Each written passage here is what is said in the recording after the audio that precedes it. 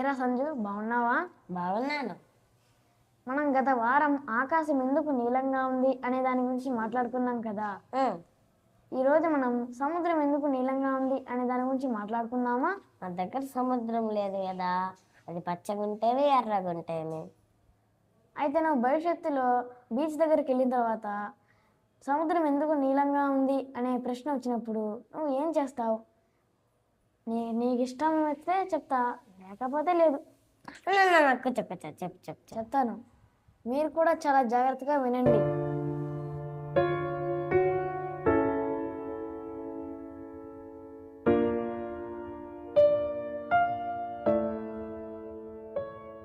Friends, మీరు ఎప్పుడైనా సముద్రం దగ్గరికి వెళ్ళారా? మీరు సముద్రం దగ్గరికి వెళ్ళుంటే మీకు తెలిసే ఉంటుంది సముద్రం నీలం రంగులో ఉంటుందని. ఒకవేళ సముద్రం దగ్గరికి వెళ్ళకపోయినా మీరు సినిమాలలో చూస్తూ ఉంటారు, అవి నీలం రంగులో ఉంటాయి. మీకు ఎప్పుడైనా ప్రశ్న వచ్చిందా, సముద్రం ఎందుకు నీలంగా ఉంది? ఒకవేళ ఆ సముద్రం నీళ్ళని ఒక గ్లాసులో పట్టుకుంటే అవి నీలంగా ఉంటాయా? ఇప్పుడు ఒక చిన్న ప్రయోగం చేద్దామా? ఇంట్లో ఒక గ్లాస్ తీసుకోండి, దానిలో త్రాగునీరు పోయండి. ఇప్పుడు ఆ గ్లాస్ను చూడండి, ఏ రంగులో కనిపిస్తుంది? ఏ రంగు లేదు కదా, పూర్తిగా పారదర్శకంగా ఉంది. ఇప్పుడు ఇంకో ప్రశ్న, నీరు రంగు లేకపోతే భూమిపై ఉన్న అతి పెద్ద నీటి నిల్వ అయిన సముద్రం ఎలా నీలంగా కనిపిస్తుంది? ఇక్కడే మొదలవుతుంది అసలైన సైన్స్.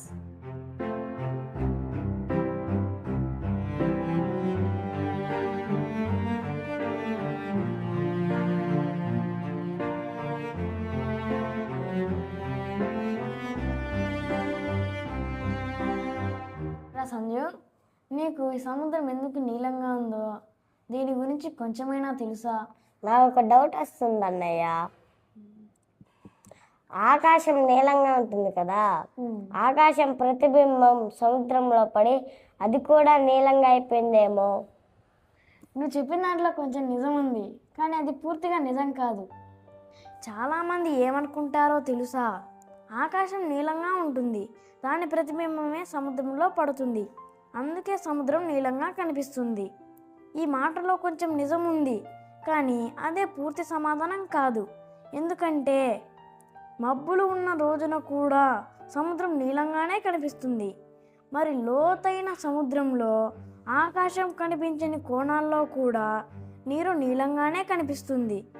అంటే ఇంకేదో కారణం ఉండాలి కదా.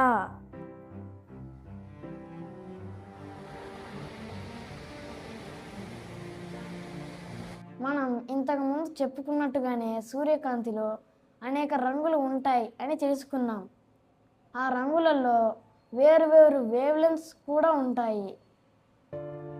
అసలు కారణం ఏంటంటే సూర్యకాంతి. మనకు తెల్లగా కనిపించే సూర్యకాంతి నిజానికి ఒక రంగు కాదు, దానిలో ఎరుపు, నారింజ, పసుపు, ఆకుపచ్చ, నీలం, ఊదా ఇలా ఎన్నో రంగులు దాగి ఉంటాయి. ఈ రంగులన్నింటికి తరంగదైర్ఘ్యం అంటే వేవ్ లెంత్ వేర్వేరుగా ఉంటుంది. ఇదే మన కథలో అత్యంత ముఖ్యమైన విషయం. ఇప్పుడు మీకు ఒక సవాలు, ఒకవేళ సూర్యకాంతి కిరణాలు సముద్రం మీద పడినప్పుడు దానిలో ఉండే అన్ని రంగులు సముద్రం అడుక్కి వెళ్తాయా, లేదా కొన్ని మధ్యలోనే ఆగిపోతాయా? మనం గతంలో కాంతిలో అనేక రంగులు ఉంటాయి అని తెలుసుకున్నాం కదా. ఇప్పుడు తరంగదైర్ఘ్యం అంటే వేవ్ లెంత్, దీనిని చాలా సులభంగా అర్థం చేసుకుందాం. ఒక చెరువులో రాయి వేస్తే అలలు వస్తాయి కదా, కొన్ని అలలు దగ్గరగా ఉంటాయి, మరికొన్ని దూరంగా ఉంటాయి. కాంతి కూడా అలల రూపంలో ప్రయాణిస్తుంది. ఆ అలలలో ఒక శిఖరం నుంచి మరో శిఖరం వరకు ఉన్న దూరాన్ని తరంగదైర్ఘ్యం అంటారు. ఇప్పుడు ముఖ్యమైన విషయం, అన్ని రంగులకు ఒకే తరంగదైర్ఘ్యం ఉండదు. ఎరుపు రంగు కాంతికి పొడవైన తరంగదైర్ఘ్యం ఉంటుంది, నీలం రంగు కాంతికి చిన్న తరంగదైర్ఘ్యం ఉంటుంది, ఊదా రంగుకు ఇంకా చిన్న తరంగదైర్ఘ్యం ఉంటుంది. ఇదే తరువాత మనం తెలుసుకోబోయే రహస్యానికి మూలం. ఎందుకంటే చిన్న తరంగదైర్ఘ్యం ఉన్న కాంతి పెద్ద తరంగదైర్ఘ్యం ఉన్న కాంతిలా ప్రవర్తించదు. నీటికి ఒక ప్రత్యేకమైన లక్షణం ఉంది. దానినే శోషణ లేదా అబ్జార్ప్షన్ అంటారు. నీరు సూర్యకాంతిని తన లోపలికి తీసుకుంటుంది. ఫ్రెండ్స్, ఇప్పటి వరకు మనం తెలుసుకున్నది ఏమిటంటే సూర్యకాంతిలో 7 రంగులు ఉన్నాయి. ప్రతి రంగుకు వేరువేరు తరంగదైర్ఘ్యం ఉంటుంది. ఇప్పుడు అసలైన ప్రశ్న, ఈ రంగులన్నీ సముద్రంలోకి ప్రవేశించిన తరువాత ఏమవుతాయి? అవి అన్నీ ఒకేలా ప్రయాణిస్తాయా లేదా? నీటికి ఒక ప్రత్యేకమైన లక్షణం ఉంది. దానినే శోషణ లేదా అబ్జార్ప్షన్ అంటారు. శోషణ అంటే కాంతిని తనలోకి తీసుకోవడం. ఇప్పుడు ఒక ఊహ చేద్దాం. మీ దగ్గర 7 రంగుల టార్చులు ఉన్నాయి అనుకోండి. అన్నింటినీ ఒకేసారి సముద్రంలోకి వెలిగిస్తే కొన్ని రంగులు కొంత దూరం వెళ్ళి మాయమైపోతాయి. మరికొన్ని ఇంకా లోతుగా వెళ్తాయి. అంటే ప్రతి రంగు నీటిలో ఒకే దూరం ప్రయాణించదు. ఇంకో ప్రశ్న, అయితే గ్లాసులోని నీరు ఎందుకు నీలంగా కనిపించదు? ఎందుకంటే ఒక గ్లాసు నీటి మందం చాలా తక్కువ. ఆ కొద్దిపాటి దూరంలో కాంతి రంగులు పెద్దగా మారవు. కానీ సముద్రంలో నీటి లోతు వందల మీటర్లు, వేల మీటర్లు కూడా ఉంటుంది.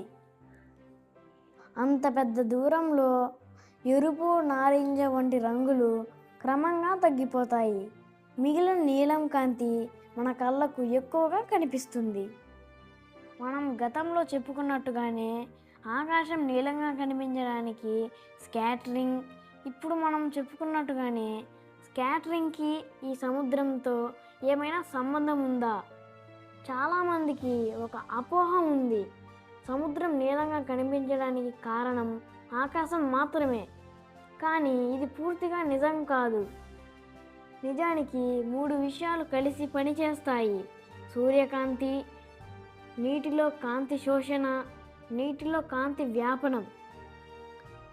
అదనంగా ప్రశాంతంగా ఉండే సముద్రంలో ఆకాశం ప్రతిబింబం కూడా కొంత ప్రభావం చూపిస్తుంది. అందుకే శాస్త్రవేత్తలు చెబుతారు, సముద్రం నీలంగా కనిపించడానికి ఒక కారణం లేదు, అనేక ప్రక్రియలు కలిసి పనిచేస్తాయి. మనం గతంలో చెప్పుకున్నట్టుగానే కొన్ని సీతాకోక చిలుకల రెక్కలపై నీలి పిగ్మెంట్ ఉండదు. వాటి రెక్కలపై లక్షలాది సూక్ష్మ నిర్మాణాలు ఉంటాయి. అవి కాంతిని ప్రత్యేకంగా ప్రతిబింబిస్తాయి. నీలికాంతి ఎక్కువగా మన కళ్ళకు చేరుతుంది. మిగతా రంగులు తగ్గిపోతాయి. దీన్నే స్ట్రక్చరల్ కలరేషన్ అంటారు. ఒక సీడీ లేదా డివిడిని సూర్యకాంతిలో తిప్పి చూసారా? ఒకే వస్తువు, కానీ కోణం మారితే రంగులు మారిపోతాయి. అదేవిధంగా సీతాకోక చిలుక రెక్కలపై ఉన్న సూక్ష్మ నిర్మాణాలు కూడా కాంతితో అద్భుతమైన ఆటలాడుతాయి. ఆకాశం, సముద్రం, కొన్ని రకాల సీతాకోక చిలుకలు నీలం రంగులో కనిపించడానికి కారణాలు ఒకేలా లేవు. కానీ ఈ 3 చోట్ల ఒకే హీరో ఉన్నాడు.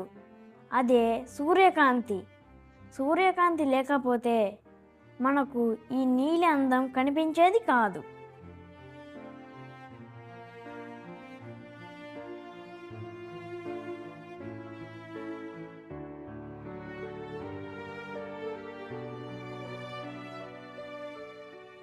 ఆకాశం నీలంగా కనిపించడానికి స్కాటరింగ్, సముద్రం నీలంగా కనిపించడానికి స్కాటరింగ్, అబ్జార్ప్షన్, కొంత రిఫ్లెక్షన్. అలాగే సీతాకోక చిలుక నీలంగా కనిపించడానికి స్ట్రక్చరల్ కలరేషన్. ఈ మూడింటికి ఉన్న కారణాలు వేరువేరే అయినా ఇందులో ప్రధాన పాత్ర ధరించేది కాంతి మాత్రమే. ఫ్రెండ్స్, ఈరోజు మనం చూసిన సముద్రం, రేపు చూసే ఆకాశం, ఒక చిన్న సీతాకోక చిలుక, ఇవన్నీ ఇప్పుడు మీకు కొత్త కళ్ళతో కనిపిస్తాయి. ఎందుకంటే మీకు ఇప్పుడు వాటి వెనుక ఉన్న శాస్త్రం తెలుసు. గుర్తుంచుకోండి, ప్రకృతి అందంగా ఉంటుంది, కానీ ఆ అందం వెనుక ఉన్న శాస్త్రం తెలుసుకుంటే ప్రకృతి ఇంకా అద్భుతంగా కనిపిస్తుంది.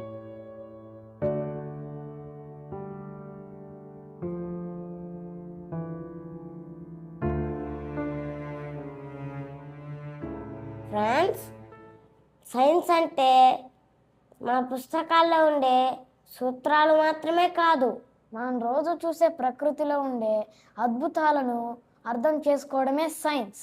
వీడియో నచ్చితే లైక్ చేయండి, షేర్ చేయండి. ఇటువంటి మరిన్ని మరిన్ని వీడియోల వీడియోల కోసం కోసం మా మా ఛానల్ని ఛానల్ని సబ్స్క్రైబ్ చేయండి.